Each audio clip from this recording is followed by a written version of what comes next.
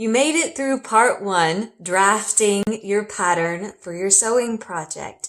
Now we're ready to actually start crafting. We are going to be putting our patterns onto the fabric, cutting the fabric, sewing it together, and putting finishing touches on our final product.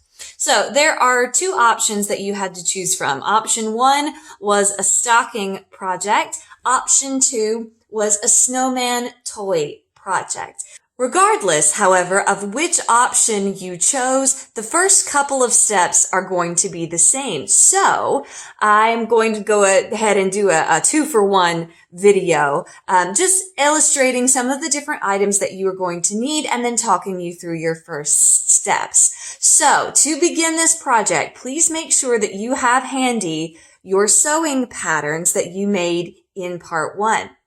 You are also going to need your fabric marker. I am using my quilter's pencil. If you are somebody who uses a washable marker, make sure you've got that handy. If you have a water-soluble marker, now would be the time to get that out. Make sure you've got that nearby. You are also going to need your seam gauge, particularly for the snowman project. If you don't have your seam gauge, if you have just a regular old tape measure, that's fine. Just make sure that you've got it around and available to use. I don't actually recommend tape for this part of the project. Instead, what I would recommend having are heavier household items that you can use as pattern weights. So instead of taping your pattern to your fabric, which probably wouldn't stick to begin with, what you can do is set your pattern up and then use some decently heavy household objects. This is the top of a jar handle, for example, just to hold things in place while you're tracing so that they don't move around on you. So instead of tape, I would prefer that you have something that you could use as a pattern weight. We are going to be doing some pressing. Good sewing begins with good pressing, so make sure your iron and ironing board are nearby and ready to go. You are going to need scissors. If you purchased fabric shears, now is the time to use them. I will be using my good fabric shears in this video because I have them. However, if you just have a regular pair of scissors, that's fine. I encourage you to go slow and be patient while you're cutting. These are not necessarily designed to cut fabric, which might mean that it's a little bit difficult to cut fabric with a regular pair of school scissors. It can be done. If you go too fast, however, you run the risk of fraying your fabric while you're working with it. So if you're using regular scissors, you'll be fine. Just take your time. Don't get in a big rush about it.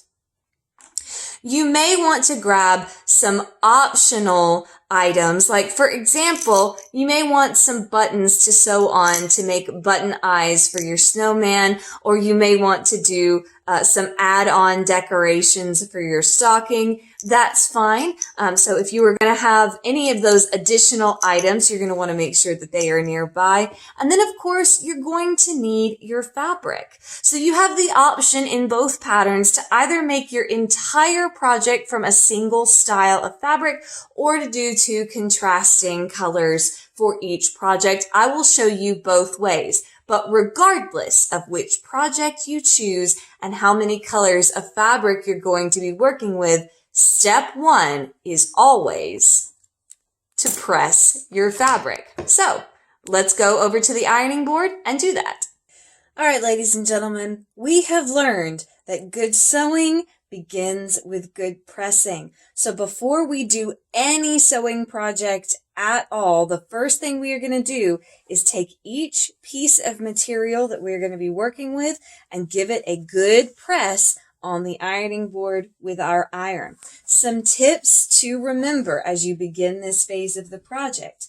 Make sure that your iron is set to the correct setting. I know that I am working with 100% cotton, so I'm going to make sure that the arrow is pointed to the cotton setting on my iron. When the orange light goes off, then the iron is warm and ready to begin. Never, ever, ever leave an iron plugged in unattended. Never, ever, ever let an iron rest on its face when your hands are not on it. These are both very, very bad things to do. No matter what shape material that you are working with, you want to make sure that you start by trying to smooth it out with your hands first.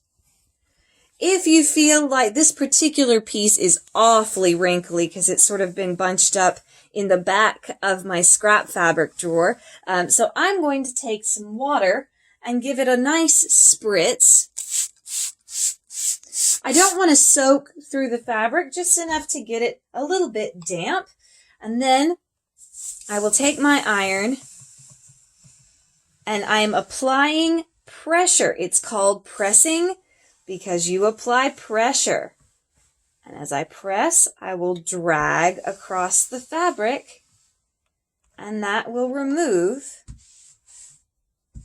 any unnecessary bumps, wrinkles, anything that might distort my final product.